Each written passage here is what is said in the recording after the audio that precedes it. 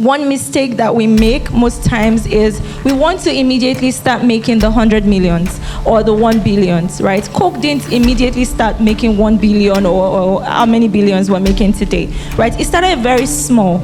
It was a small sample size in a particular country, and there were experiments that failed. And then you try again, and then you try again. So you need to experiment a lot on your journey to product market fit. And once you identify a channel for which your product gets acceptability, then you hyper-focus on it. The question is then, who has that person? Who is that person? Who is that company? Which company has that person already? Or have those people, whether you're B2B or you're B2C, right? You want to go partner with them. We'll start with you, Toby. You are the FMCG expert here. You're the one who has to think about all the strategies that are being used. My first question is to you. What are the biggest mistakes that you see whenever you're trying to think about how to get a product into the market? As someone who works with FMCGs, what are some mistakes that you guys make when thinking about how to put products out into the market? Okay, thank you so much. It's lovely to be here. Good evening, everyone. So the question is, what are some mistakes that we make as FMCGs when we want to get products into the market? And I would say that the first thing, and I would recommend that startups spend a lot of time doing consumer research and looking at the data. I would say data, consumer research.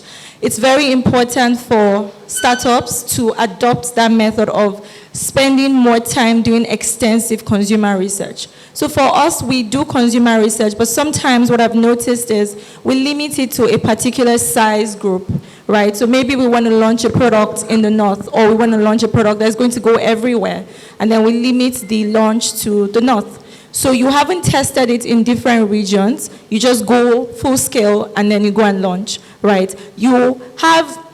There may be mistakes because you only tested it with the northern audience. So northern audience, for instance, they like sugar a lot. So if you're testing a product that it's not sugary, right, and then you go to the north, they'll reject it. But you should test it everywhere to be sure that everybody also likes it. So I would say that spending a lot of time doing extensive research is one thing that I would recommend for startups. Like, don't do research and limit it to a sample size. Like, take the pain, like just go all out. Make sure that you're checking all the nooks and crannies. Like, we invest a lot in research companies, right? But I still say that there's still more that can be done, right? So one for me would be to do more research.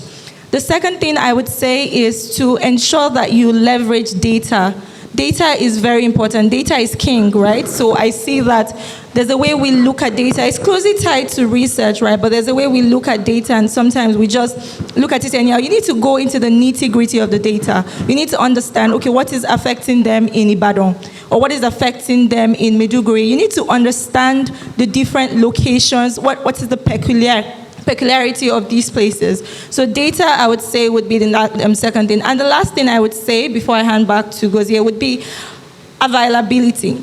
So you're launching a product. So let's say I'm launching Schweppes, and I want to launch Schweppes in Lagos, right? And then I've spoken to all the distribution partners, I've spoken to all the retail partners, everybody's excited about it. And then the product is not available, right? So how are you launching? You want to scale something, and you're not making sure that it is everywhere. Like, so for a campaign, I need to make sure that, first of all, I go to the market, I put this product in the faces of the people that are going to buy it before I go full-blown and start making noise and spend a lot of money. So the three things I would say, one is research is very important. The second thing, data. And the third thing I would say, ensure that the product, whatever you are doing, is available wherever you want to put it. Okay? All right, so on data, one of the biggest challenges I think anyone who does anything in Nigeria would face is where to get data from. So how do you guys get your data? Okay, thank you so much for that question. So there are various channels for which you can get data, and there is qualitative and quantitative data, right? But they both have their parts to play in your decision making, right? So for example, if you're going out to do a survey, that's quantitative data that you're gathering. So typically we go out to speak to our customers, speak to our target audience to capture that data, right? But we take two approaches, a quantitative and a qualitative approach. So for example, I want to launch a product that is specific to distributors, right? First things first is I'd prepare like a survey, do all of that, right? And go meet the distributor and say, oh, I require your help filling this survey. A distributor would fill that survey if maybe they have your time or you have a good relationship with them. But there's qualitative data that might not be captured within your survey that you also need to capture. So for example, let's say we're launching a distributor management system and we want to ask a distributor, what tools do you use today? What's your sales process like and all of that? They'll fill that question, all right? They'll fill that questionnaire. But something you also need to capture is who uses the tools. So in our own experience, we see that the distributors themselves don't use the tools. So typically, you've made a mistake because the distributor is not your target audience. The person who uses the tool is your target audience. So in your survey has not necessarily failed, but you have been able to identify who your proper audience is. Right?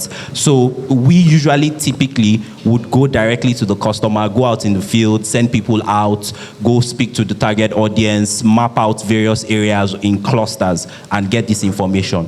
But what we usually make our team know is that don't just focus on the quantitative information, focus on the qualitative things that are hidden, that are in between the lines. Right, and that is usually what now makes a difference in whether your survey is successful or not.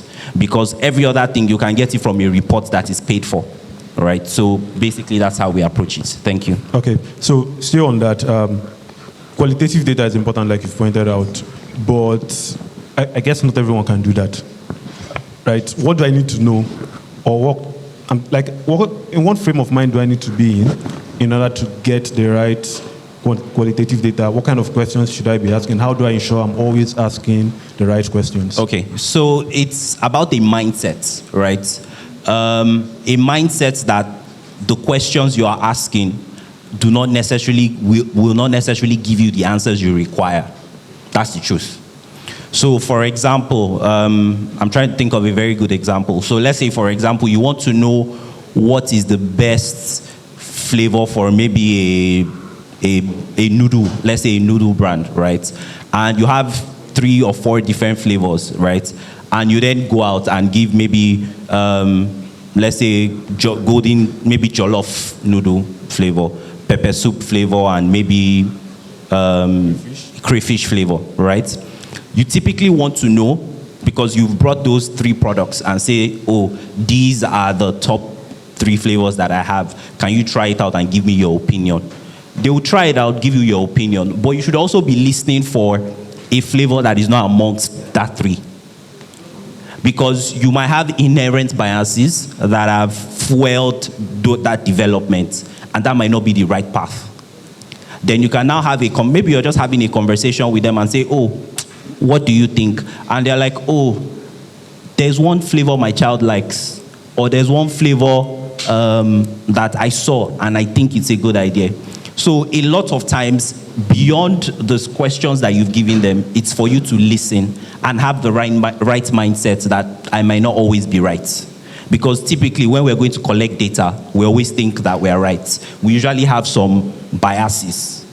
We already have some pre-assumptions. And you need to clear that out when going to collect data or when going to get information from customers. If not, the data will tell you what you want to see. That's the truth. Yeah. If you beat the data hard enough, you get what you want to get from it. All right, Chris, most of your experiences with startups, what mistakes do you see us make, or do you see them make when choosing a distribution channel? Okay, one thing I would say is, while preparing for this, I did a lot of research to find out, I'm not in the FMCG, so I did a lot of research to find out what the distribution channel is with the FMCGs, right? One thing I see is that a lot of startups are doing things that are similar, right? Let me give you an instance. The freemium model is the same thing with what the FMCG does in terms of bringing out samples, little samples, right? If you're producing a perfume, you come up with small samples of the perfume, you distribute it around, and people use it. when they use it, if they like it, they can then go ahead to go and get the bigger one. And when they like that, it also helps you with word of mouth marketing and the likes, right? When she was talking, she said something about localization, right? In terms of, let's say you go to the north, you do that research in the north, they like sugar, right? For me, I think for the startups, even though she said it as something the FMCG guys are doing as being wrong, for startups, it's something that you can leverage on. Localization can really, really be a strength for you, right? Where you're building your product or you're putting out a text product or service out there and you're localizing it. You're saying, because I know that in this region, this is what obtains, I will build this particular product this way, right?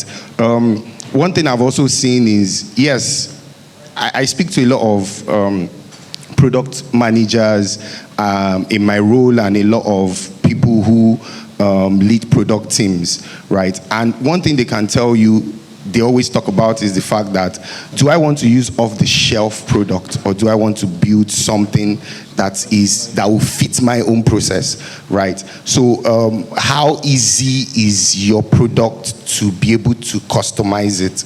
How are you able to, if it doesn't fit a particular process of a company, how easy is it for you to be able to tweak it and customize it to fit that particular use case of that company? If not, you would have a product that you think is general for the entire market, and then when it comes down to using it in specific use cases, it then becomes a bottleneck, right? That's where the problem is. But in terms of looking at it broadly and saying, what are the FMCG guys doing, right? In terms of they are focused on producing the product, the marketing, and then they have distributors, they have retailers. They don't dabble into all of that, right? That's where startups then need to leverage on. Thank you. All right, so back to you, Toby. You guys have like a lot of channels that you choose, and let's look at a startup, for example, that their usual channels for getting their product out into the market could be word of mouth, cold outreaches, running ads, social media, and all of that. How do you guys choose the channels that you prioritize? Because you're at Coca-Cola, but for a startup FMCG, you probably don't have the resources to spread yourselves thin. So how do you choose channels to prioritize? Okay, thank you for that question. I would say that choosing your channels depends on what product or what service are you rendering. Like, what are you exactly trying to do? What are you trying to solve for as well? So I would use an example of Biggie. I don't know if a lot of people know Biggie Cola. When Biggie Cola launched in Nigeria, they were not so big, right? But they went to the wholesale channel, right? They saw that we were slacking in the wholesale channel. That was when we were doing the bigger boy, the small boy and stuff. They saw that we were slacking a bit and we're not prioritizing them as much. And they targeted wholesale and went there and launched there and started scaling from there. I'll use example of RC Cola. When they wanted to launch, they went to the East.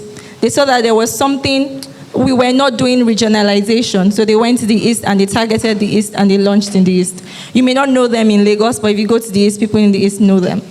Pop Cola, they went to the North as well. They targeted Kano, they even used Northern influencers, Ahmed, Musa, some of those people, and they targeted them and went to the launch, and they went to the North and they launched in the North. Right, and they started scaling, started giving people different products, started giving out freebies, right?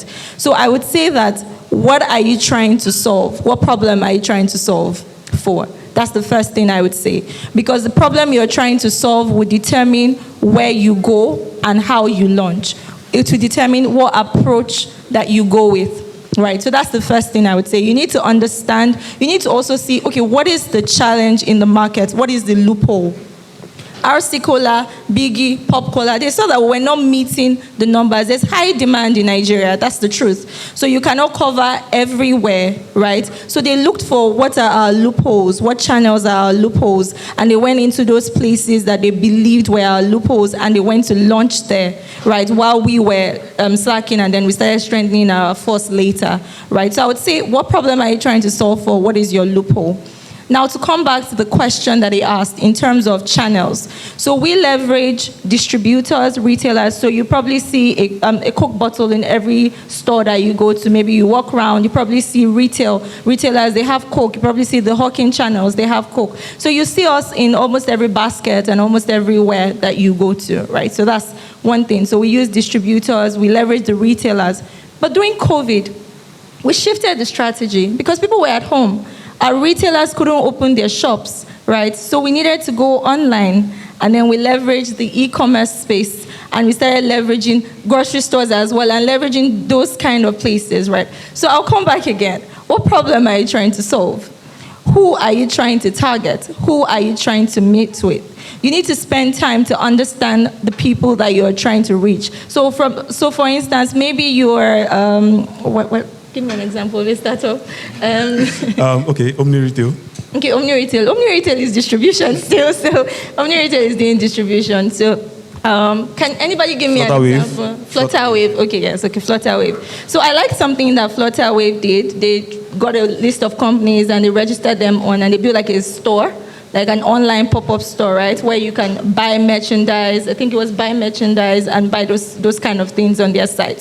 So I would say that you need to look at where are the people that you want to reach, where are they?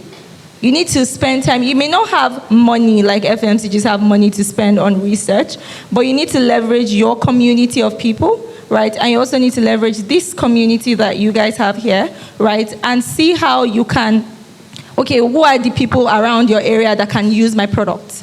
You talk to them. See how I can leverage not just word of mouth now, but maybe doing like pop-up sales, right? Maybe doing like ads that target them and target the specific thing that they're trying to solve, right? You have to be creative, right? Because you don't have money, right? You don't have a lot of money. That's the truth, except maybe you get funding and stuff. You don't really have a lot of money. So you need to leverage your community of people. You need to leverage doing like pop-ups where possible. You need to sell your market, right? I would use Funke Akindele. She's doing movies, right? But she sells her market everywhere. She's doing T-shirts. She's doing umbrellas. She's doing so much just to sell her market. So you need to understand, like, where are the people that my market is, and go there to meet them to sell where they are, right? All right, thank you. Yes. Can I buttress? So she said a lot of fantastic things, but I might also just buttress again with startup speech or startup language. So there's something called product market fit, right? And what she's saying is, on your journey to product market fit, you will find the right channels as long as you're experimenting. So you can have two categories of companies. Companies that have achieved product market fit, so that means their audience has accepted it, right? So they've already gotten a channel for which they're going to do distribution or growth or spread their product. But you also have a lot of early stage companies that have not necessarily achieved product market fit.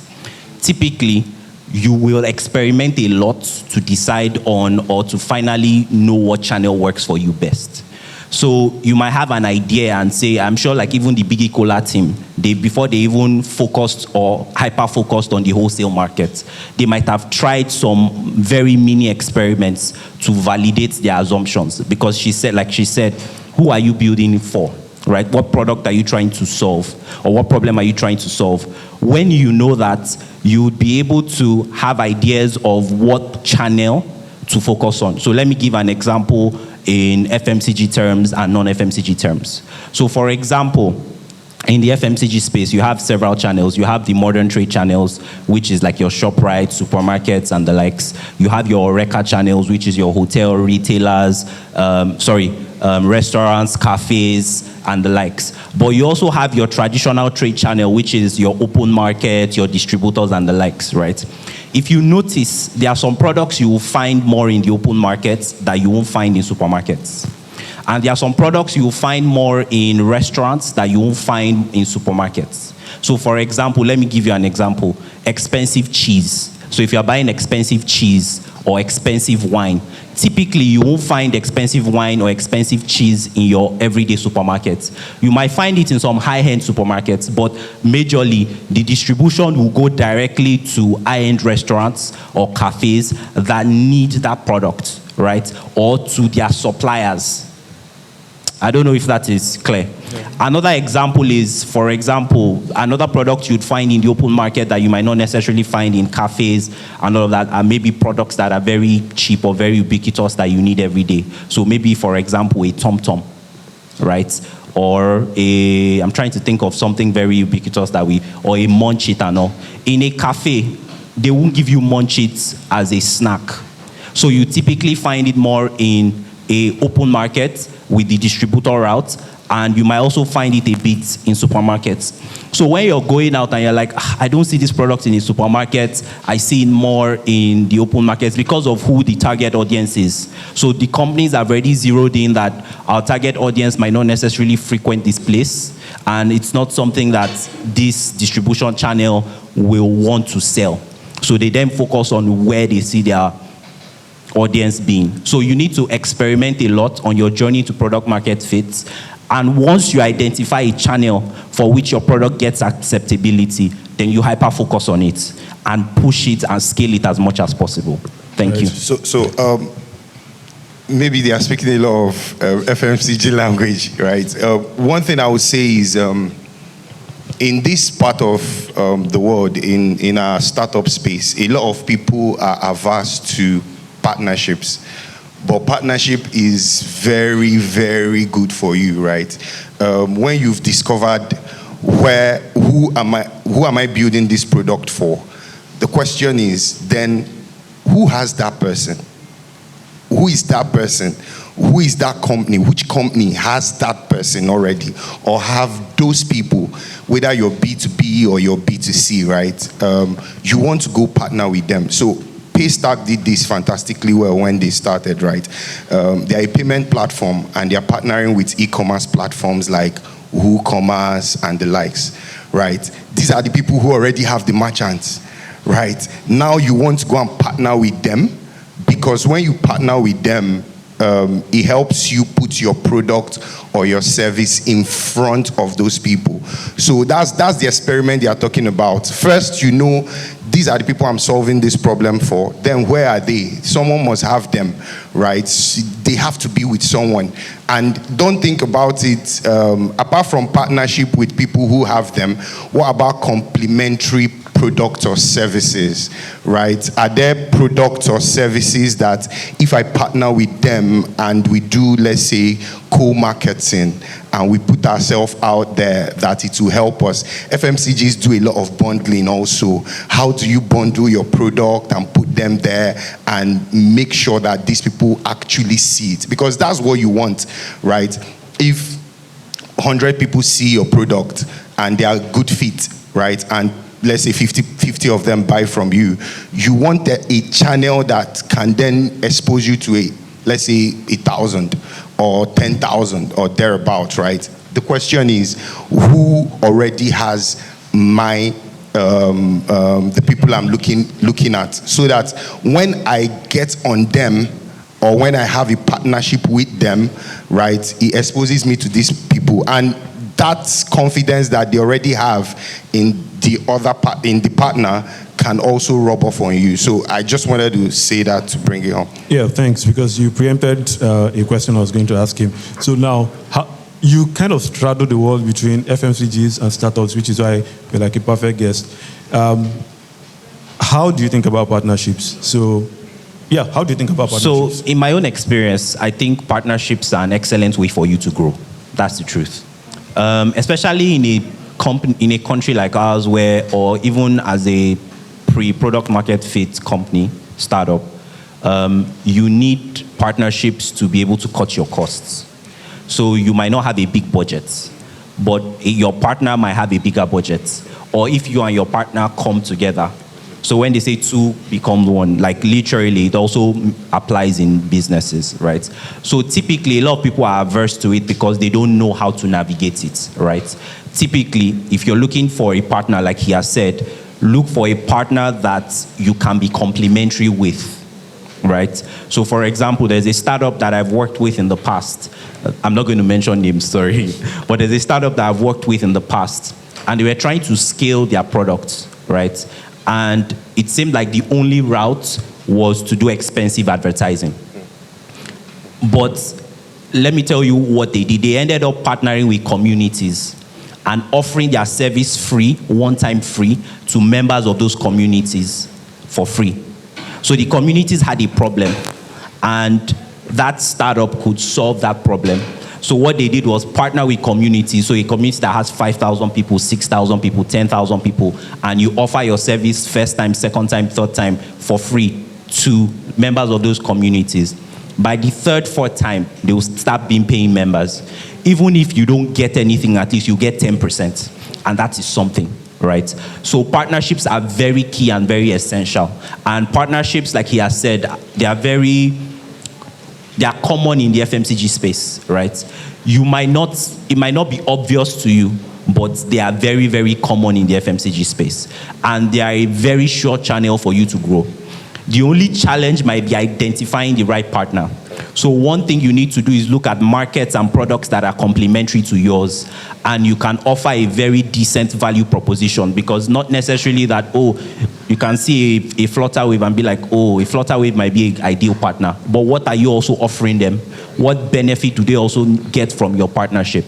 So you need to also be able to document that and be able to present it to the partner and say, okay, I think we can work together. I can help you get this, and also I will get this.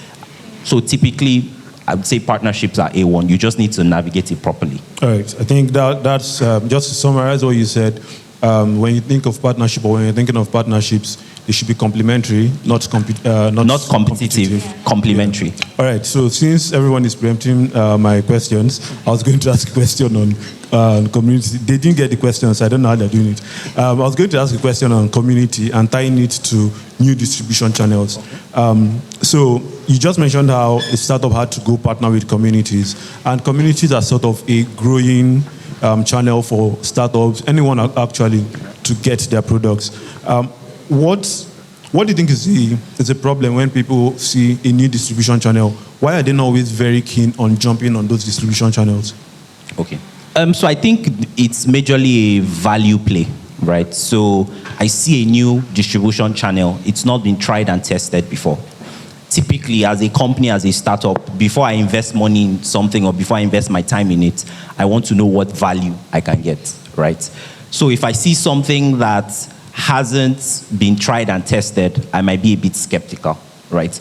If I can't see the end goal or see maybe some form of results or traction, I can be even experiments, if you don't get traction on time, the best thing is just to quit it and come back to the table.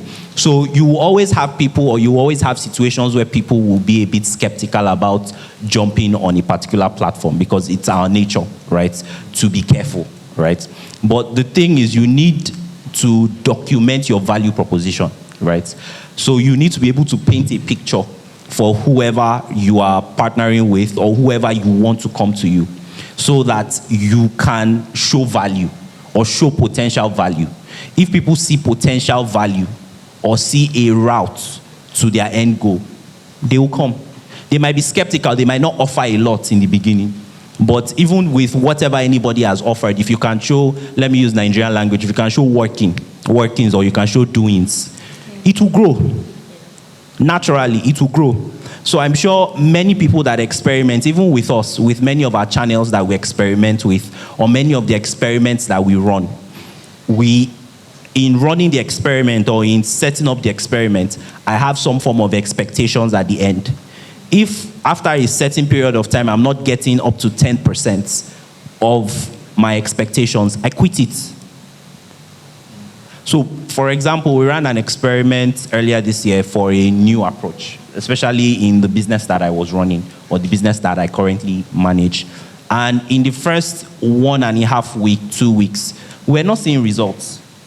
We're seeing some form of results, but we didn't see the actual end goal that we wanted. After like 3 weeks, we quit it. But we had learned a lesson, and we tailored that experiment again to try something else, right? And it worked excellently. So typically, you need to be able to show value. And to even try that experiment again, we had to now say, okay, what was the value we got from this failing? And say, okay, where did we go wrong? And then package it properly, discuss, plan properly, and now say that, okay, this is the right channel, right? So communities also need to take a step back and see that how can I position myself properly, number one? What value am I communicating so that I can attract the right audience, the right partners, and even when I go pitch to someone, I should be able to communicate that value. So for example, you say, you're a community that is into fitness and lifestyle, and you want to partner with Coca-Cola to maybe fund something. Typically, what value are you offering to Coca-Cola? Do you get them to any audience that they're trying to reach? So that's where you need to think and be like, okay, what fitness and lifestyle company will I be able to pitch to? And even if you pitch to a fitness and lifestyle brand that is aligned with yours, you are not asking them for 200 million naira worth of support. You can do a small pilot and say, give me 20,000, give me 30,000, or give me just merch, or just your presence alone, and show impact of how it will benefit them or what value they get. By the next time you're doing the next event, trust me, they will honor your proposal like crazy, because you've been able to show it at a small scale that this works, such that on a larger scale, they can already see what value or the numbers you bring to the table. So it's the same thing that applies to startups. They need to also look at it from that lens and see that, okay, even if I'm going to do a partnership, let me look at it at a pilot stage and then show value, then grow from there, basically. All right, so we are gradually coming to the end. If you have questions, please note them. We'll take a few of them towards the end or at the end. So we have key persons of influence that can drive adoption of your product. And you mentioned how you guys, like some people test products out in the north. I think 2 months ago or so, our speaker was talking about how in the north in particular, if you can get a person of influence to adopt your product, that kind of helps adoption. How do you see that playing out for startups? Okay, so the first thing is I'll piggyback what he said. He said, what value are you bringing to the table? I think it's important to identify the value that you're bringing, and it's important to also be innovative in your approach, right? So you use the example of a fitness brand. So you're a fitness brand, but you need to also do your research. So I'm a fitness brand, and I've studied Coca-Cola products, and I see, okay, they just launched a product that may need popularity. Or maybe they are water. What can I do with water in my space? So I send them a proposal, a very well-packaged proposal, and I write, I think that if your water is here, you'll be accessing this clientele of people. You'll be able to target the A, B, C economic class. You'll be able to do this. You need to know what value are you bringing to the table, and you need to be innovative in how you would approach it and how you would sell yourself and sell your market, right? Because you're also selling your market. You're selling your startup, and you're selling what you're doing. You're selling your value proposition and what they're bringing. Like a mentor-mentee relationship. The mentor wants value, and the mentee wants value. You may not know, but your mentor is also looking for value from you. So you need to be able to detail how much value are you going to bring to the table. And then I'll use example of Hilda Bassi, right? Before she started her Cookathon or what she did, right? A lot of brands didn't jump on it. And a lot of brands didn't jump on it because they didn't really understand it. But I think the younger guys, the guys that do this, they jumped on it, right? And they jumped on it because she was able to sell the value to them. And somebody there bought into that vision, right? Somebody there saw that vision and was like, okay, I think you can. I think it was Oreoluwa Abiodun or something. She saw the vision and she believed that this girl can actually go big, and we can partner with her and we can use that opportunity to sell ourselves, right? So you don't need so many people. You need one key influencer I would say. You just need one person that believes in your vision, that you have sold your value to. The person has understood that, okay, this is what I'm trying to do. I think there's ninth grade, right? They're trying to be the Shutterstock of Nigeria, where you can get pictures from and stuff. They don't have a lot of people, but they've seen one person or that can help them with fostering that community and that can help them with amplifying it, right? So you don't need to look for so many people. Find that one person, like he said, that would help you sell your value. And to do that, you need to spend time experimenting. Don't be afraid to fail. Sometimes you innovate and then you fail, and then you try again, right? I can't count how many products we've launched that's failed, right? I can't talk about it here, but we've launched so many products that's failed. But what we do from those products that failed is we pick the lessons and we apply it again for the next products that we want to launch. So don't be afraid to fail. In fact, fail forward.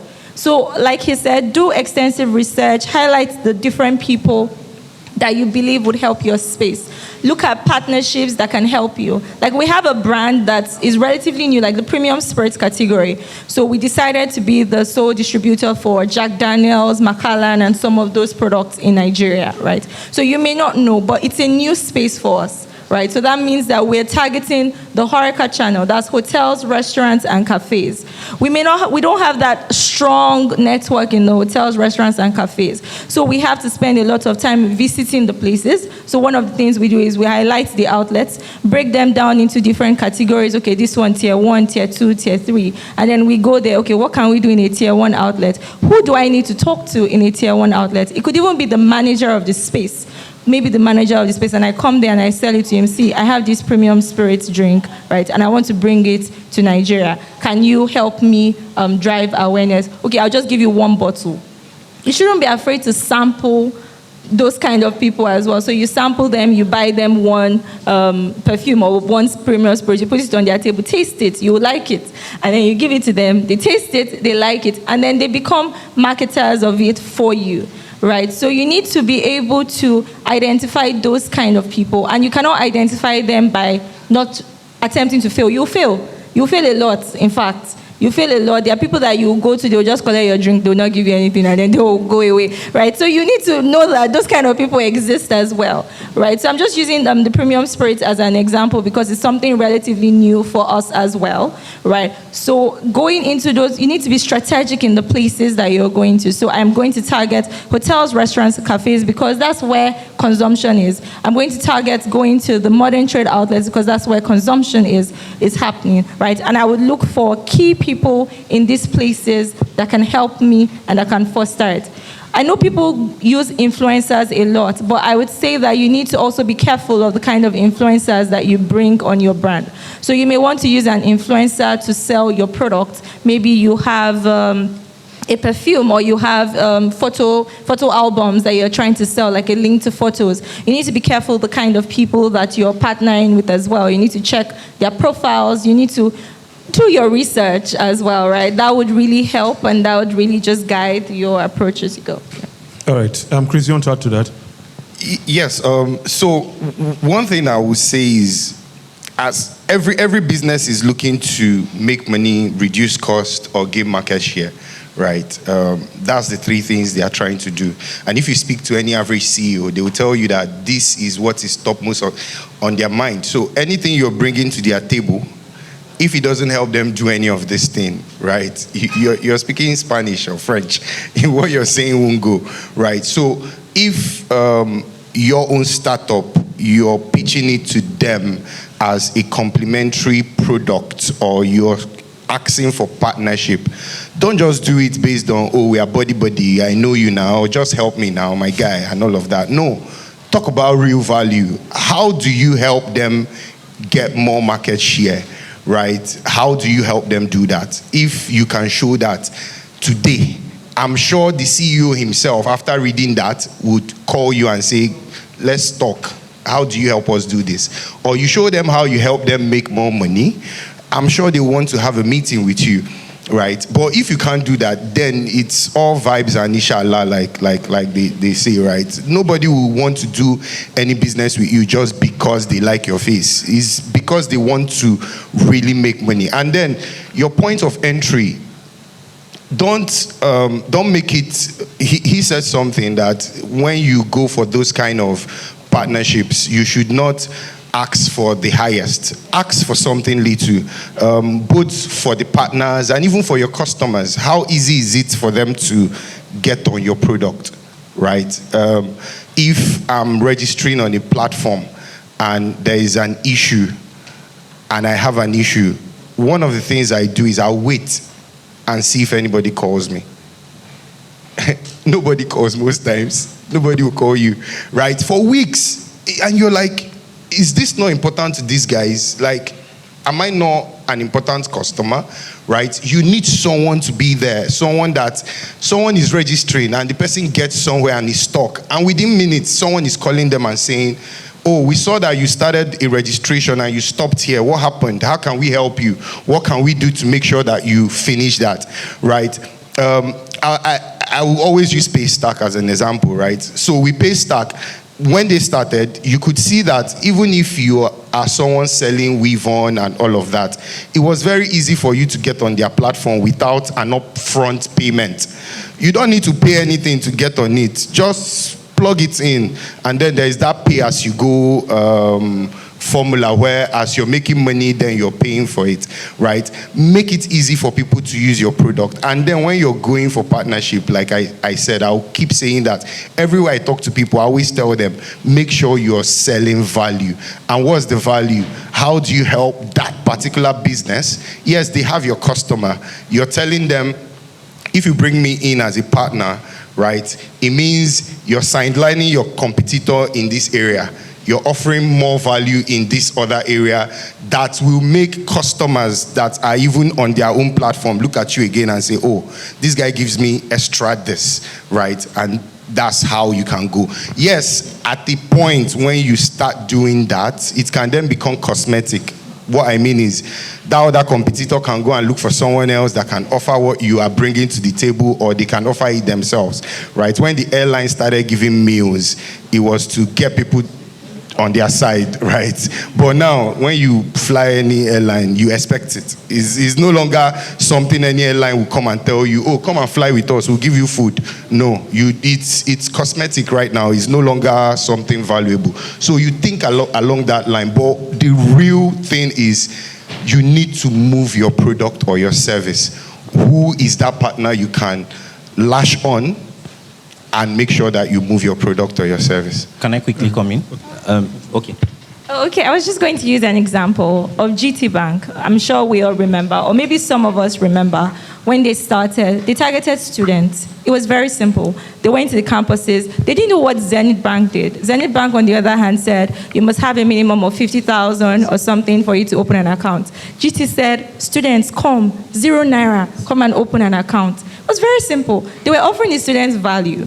But the students were also looking for something. They wanted to open an account. And GT Bank was also looking for something. They wanted to get as many people signed on their platform as possible. So they went to all the student communities, targeting campuses. They would throw parties here. They would give you hand fan. They would give you souvenirs. They were offering a value for the students. And the students saw that value and wanted to tap into it. And in return, they were also getting something for themselves. So just to buttress what he said, what value are you offering to them? And then what can they also get from you? Right. So I just want to mention two things quick. So coming to the example of him signing up on a platform, and one of the best examples of this is Iroko TV. So when Iroko TV was still popping, if you sign up and you drop off, somebody will call you. If your subscription is about to expire in 3 days, 4 days, somebody will call you every single day until you subscribe, because they had that data and they valued you as a customer. But now to influencing for smaller startups that might not have a big budget or might not be able to capture people's attention. One thing I would say is an influencer might not necessarily be your Instagram influencer. An influencer is someone that has influence, who can communicate your value intrinsically to other people. They don't need to go and speak about your products, and just people seeing your product with them, they would ask questions. So for example, something that happens in the FMCG space very popularly is that they will target the biggest distributor in the market and go and speak to that person first. That person might not even accept their product. They can just put it there and say, let's display our banner here. And they will display the banner. And maybe wholesalers and other people come in there will just start asking questions. And automatically, if that person can sell 1 carton, other distributors in that market will start asking for your product because they see the value and they see the influence that if the biggest distributor in this market can buy your product, that means there's something there. You get, sometimes it's just a function of association. And the truth is, the big guys that can give you that drive might not necessarily have your time, or might not necessarily you might not be able to access them. 2 things. If you can get to them and show that your product is solving a problem for them. So if you're a payment product, right, you show them that, it's easy to sign up and just try it for 5 days for free. They might be skeptical, but they will try it. And maybe put your banner in front of their office or whatever and say, this person has tried it. If they love it, you have won. If they don't like it, you have to manage them and then move forward. And sometimes some of them might not see the value in it. You move on and go to the next person. But the truth is, you, as a startup, you need to find people that have that intrinsic power of association that will move your product forward.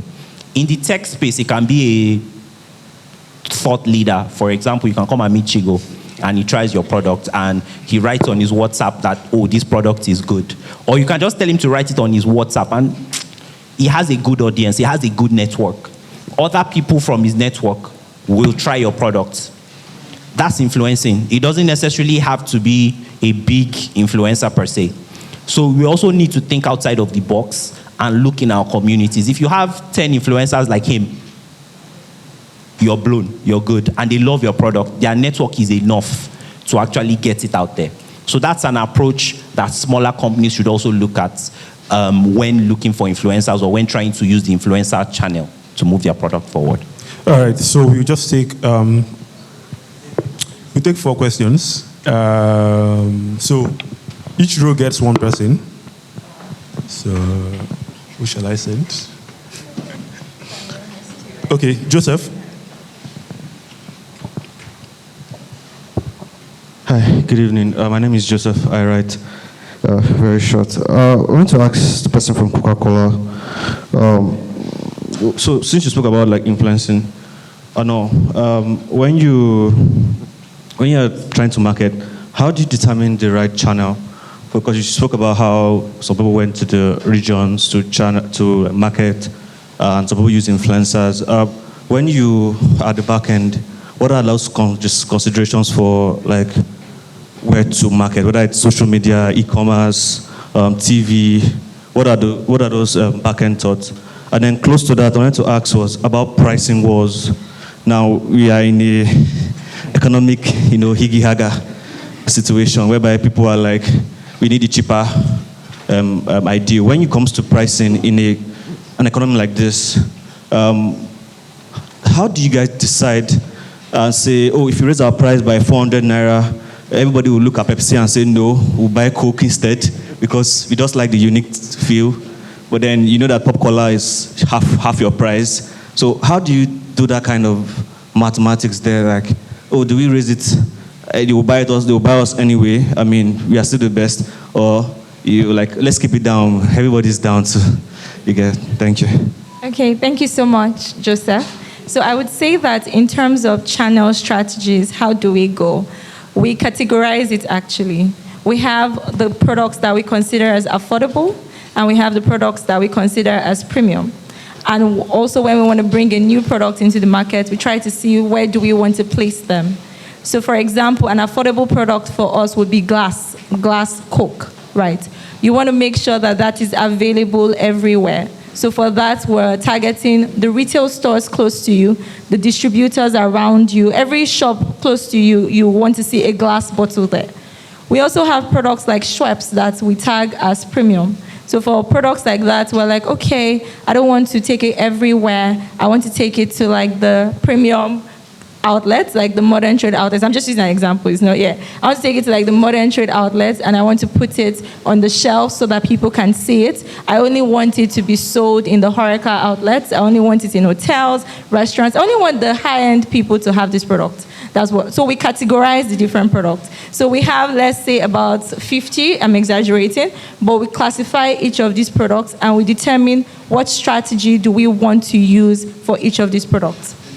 So for Fanta now, we decided that for Fanta, we want to tie it to snacks, right? So we also pick occasions where we tie these products to. So not just looking at the channels now, but what occasion, and then now fitting it back to the channels, right? So Fanta, I would say we want to tie it with snacks. So we go to snacking clusters where they are selling puff-puff, meat pie. Let's say you go to Maryland, that area, you will see Fanta umbrellas all over those areas. Why? Because we're trying to drive that snacking occasion. Then we looked at the channel that applies to as well and go to those channels to meet them right there, right? So we say we want to position Predator. So Predator is an energy drink. We want it to be high energy and we want people to drink it all the time, right? So Predator, you probably see like road shows and you see Brother Shaggy on the road and he's dancing with the Okada riders. And you're wondering, why is this guy dancing with the Okada riders? You see him dancing with maybe the bus conductors or dancing with those kind of people because your positioning is as an energy drink.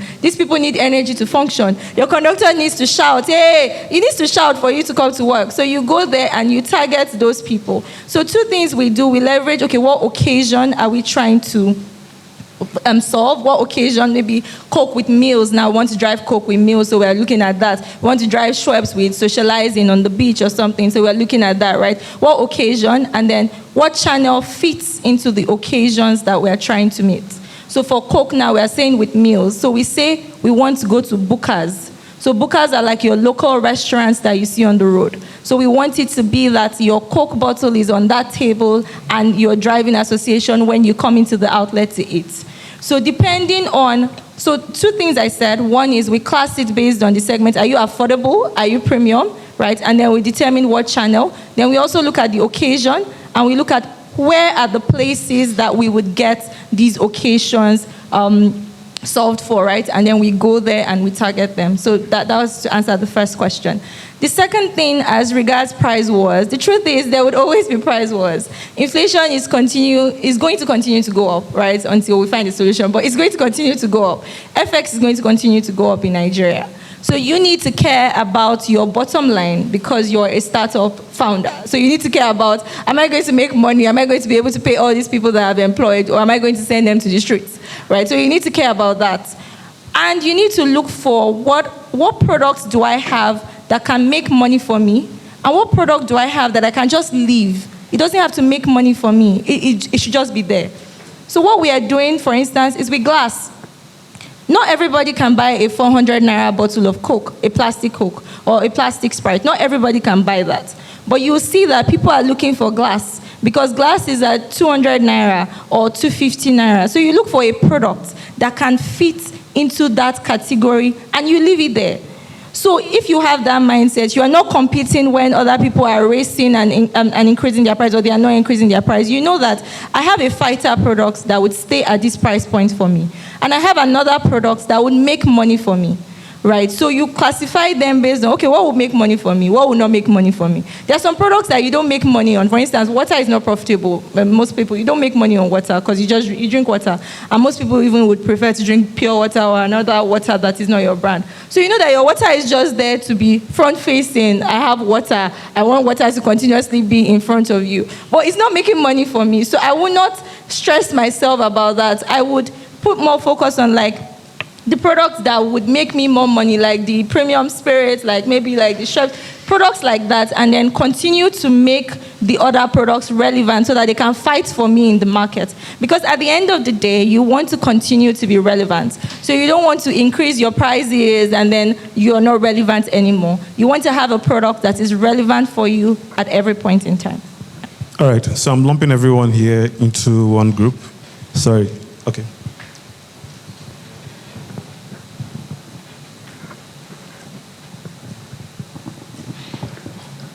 Hi, my name is Ronke. I I advise a startup company that actually, so what they do is they do dried fruits, vegetables, and spices. They went through the modern trade channel, which is the supermarket. So they're in 24 supermarkets regionally. Now, the payment terms for those supermarkets are killing their cash flow. So now we've decided to pivot to open market. But because we've always gone for the modern trade, it's like we're now stuck at how do we penetrate the open market channel, because they're speaking in volumes that we don't yet have. We are scaling operations, but we're not there yet. But we want to start, at a level we're comfortable with and then grow with them. So what would your advice be? Okay, so let me come in here. So first things first, I would say don't quit the modern trade channel, because they tend to give you some form of stability, right?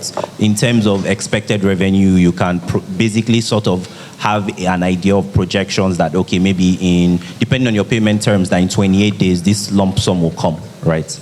But penetrating the open markets, you might be approaching distributors who want ridiculous volumes, and your volumes is nothing to them. So I would say typically go to a wholesaler or a smaller distributor. So different companies operate with different tiers of distributors. So for example, a Nestle, Unilever, their distributor operates in billions of naira, like hundreds of millions of naira. And like maybe a Champions Costa, their distributors do 2 million, 5 million. But basically, they do the same thing that a 100 million naira distributor does, just on a smaller scale. So I would say approach that kind of distributor, right? And pitch yourself to them. They will not stress you with the volumes and the requirements that a big distributor will do, but they would give you that access. Their terms might be a bit different. They might say, oh, we're not doing same-day payments, we'll be doing next-day payments, which also works for you as a cash business that's trying to grow their cash flow. So that's an approach you should also take. I would also say the market as well. So some markets are known for massive, large wholesalers and distributors. So if you're going to a trade fair, for example, you might not be able to meet their needs, because a lot of their products is for that Agbara and sort of that export market. So I would say maybe go to like a Mushin, go to like a Okeanri, where same day they will sell your product and they can give you cash that same day, right? So that market, and that also works. I also want to quickly say something to the bros that said something about pricing wars. I would say don't get into it. Because if you get into it, it's a losing game. It's a function of who has more money to burn.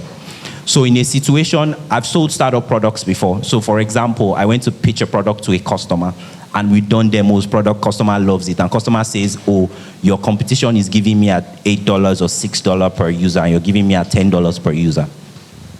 How do I? And I tell them, no problem, go ahead with the other customer. And they were shocked. Let me tell you why, because I knew what value I was bringing to the table, and I knew what the competition was doing. So the competition was priced a bit lower than we were, but they also upsold other things. So for example, when coming to install the product, they will charge you for the person coming, they will charge you an installation fee, they will charge you a reporting fee. But that's not upfront. It's after you've paid the $6 per user. So I told them, ask them about this and come back to me. And the next day, the guy came and signed the contract. Also, another thing she said about having fighter brands or fighter products. So there was a time where one of my products, I knew I wasn't making significant money from it, and if I increased the price, I would lose the market, because that was where all the competitors were priced at. So what I did was I brought value add, and I say, oh, there's this special report.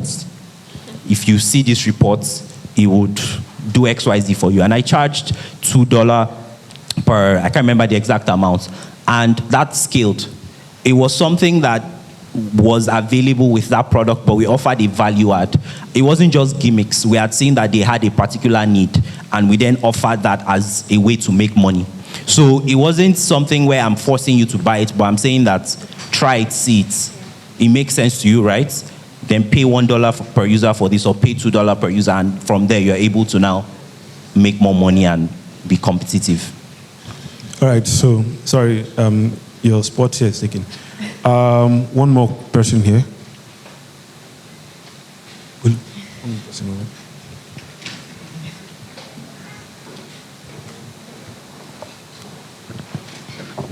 All right, thank you so much for this section. quite insightful. All right, my name is Treasure, CEO of AMA. So I have 3 questions actually. How many questions? Sorry. 3, but for each person. No, how many questions? We can only take one question. Yeah, I'll ask one. Okay. And I'll try to rope. No, you can't even rope. Okay. Just ask one. All right. Thank you. So, so I think something that I will ask the most interesting one. Localization across multiple markets. You know, you mentioned something about the fact that there are product launches that streamlines their approach to a particular locality, right? To be able to acquire a certain customer within that space. Now, that is very familiar with the FMCG model, right? But in the startup ecosystem, it becomes a little broad because most times we solve problems across multiple markets, right? So I want to know, what do you suggest about streamlining, especially when it comes to the startup ecosystem? How do you think a startup founder or a company, a product should streamline their solution? And in a case where that solution actually solves a multiple market, how do they approach that multiple market as well? It's one question, I promise. It's one question. However, okay, yeah, it's one question. Thank you. All right, Chris. Okay, just like I said earlier, right? One thing you can do is, so a lot of us here, we are not just building for Nigeria, right? We're building for Africa, and we hope we could also get global, right?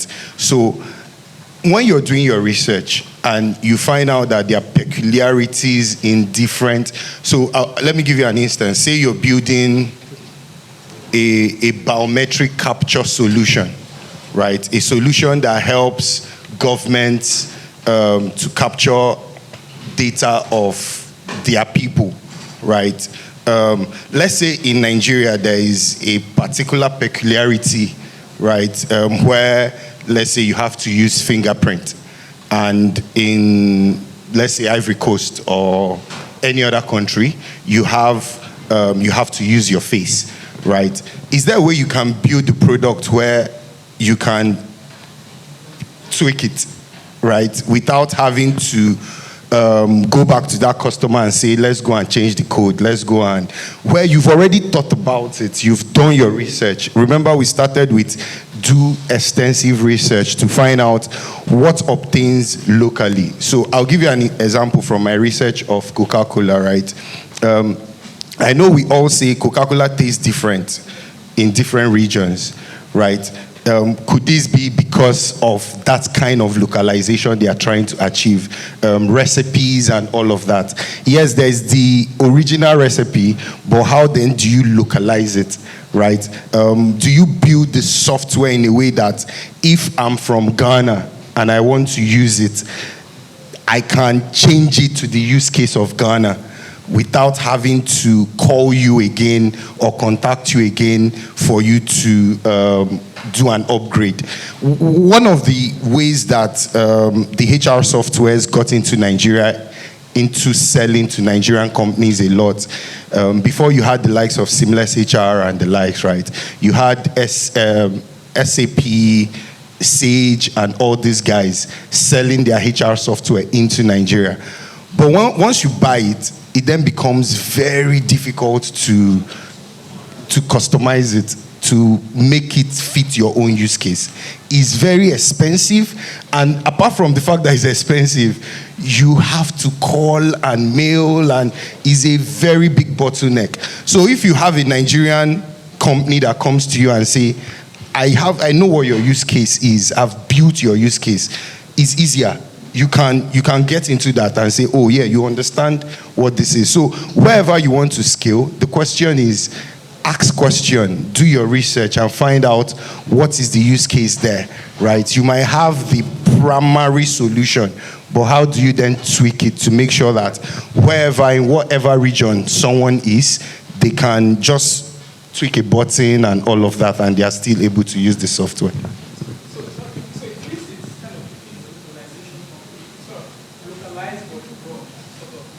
So, okay, let me give, so there's something called building for scale, right? So when you're building for scale, you're building to solve a problem. but that problem might not necessarily be common everywhere. I don't know. Okay, so let me put it this way. Let me give you an example. Indomie is in many countries outside of Nigeria, but the Indomie across different countries is different, right? The flavor is different, the taste is different. But Indomie has solved the problem that there is the need to eat quick meals, right? That is the core problem they are solving. And that problem is almost everywhere. So they have solved that problem. They started somewhere, built for that specific market, and then now scale it. And in the process of scaling, you might need to make minor tweaks, but you are not changing the whole product, right?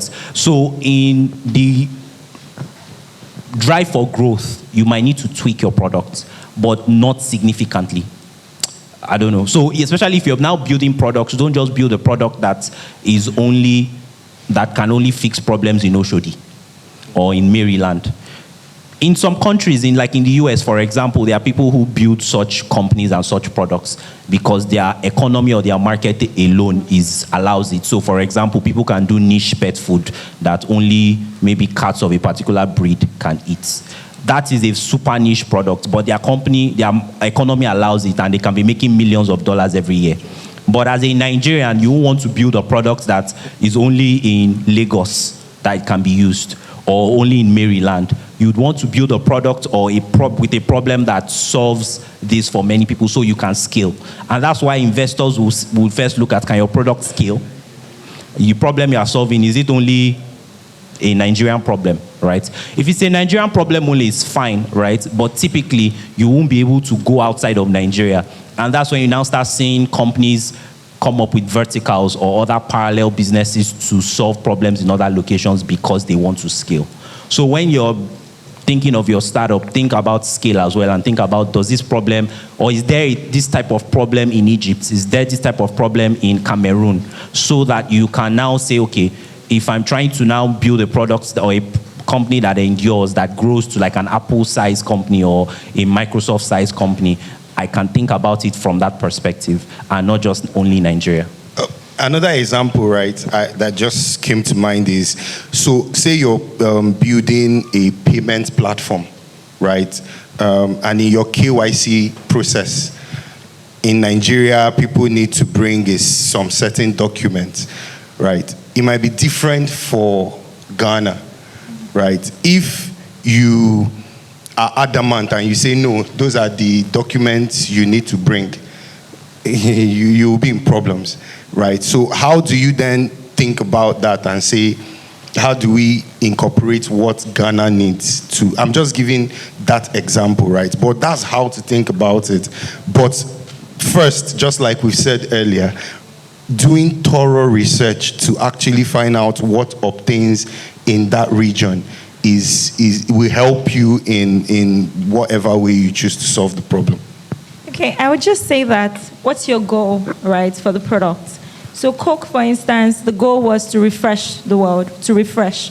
So even though we would come up with different other products, the goal is still refreshment, and the goal is tied to refreshment. So piggyback what he said, you need to craft your strategy from the beginning. What's your strategy? You need to build like you're building for the world. If your product is not a niche product, because there are some products that are niche products, right? If your product is not a niche product, you need to build with that in mind. And you need to pilot, right? Because pilots give you the opportunity to learn. It gives you the opportunity to take feedback, and you can incorporate it as you go on and as you continue to build and as you continue to develop. So I decide that I want, like Piggy Vest, for instance, is a brand I really like. I really like Piggy Vest. And I like something that they did. They didn't start so big. I think they started maybe 20, I can't remember, but it was 1,000 naira to sign up on the platform then, because I signed up then. It wasn't as big as it is now, but they started very small. They were not interested immediately in going to other markets.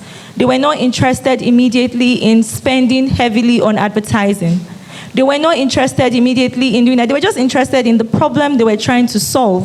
And that is savings, right? They were trying to encourage the younger generation to save, right? So they started small. It was very small. They were scaling it as you go. And now they can invest in advertising. So I think that one mistake that we make most times is we want to immediately start making the 100 millions or the 1 billions, right? Coke didn't immediately start making 1 billion or how many billions we're making today, right? It started very small. It was a small sample size in a particular country, and there were experiments that failed, right? And then you try again, and then you try again. So you pilot, you learn from there, but you have your strategy in mind, which is I'm solving a problem, basically. Piggyvest is solving a problem. They're solving a problem of savings. So people would continuously use Piggyvest because they want to save, right? You're trying to build that savings culture. Right, so what's the problem that you're trying to solve? What are the learnings that you've learned from the first pilot that you did? What did you gain from that? As you go into another market, you apply the learnings, you look at that market. You also need to look at the market you're going into, not just relying on your information. What is peculiar about this market? So like I said, the North, they like sugar. So I'm taking a product, I need to look at, okay, what is peculiar about them and adapt it as I'm going further. Right. All right, so we've come to the end of this session. Thank you so much, Oreoluwa. Thank you, Toby, and thank you, Chris.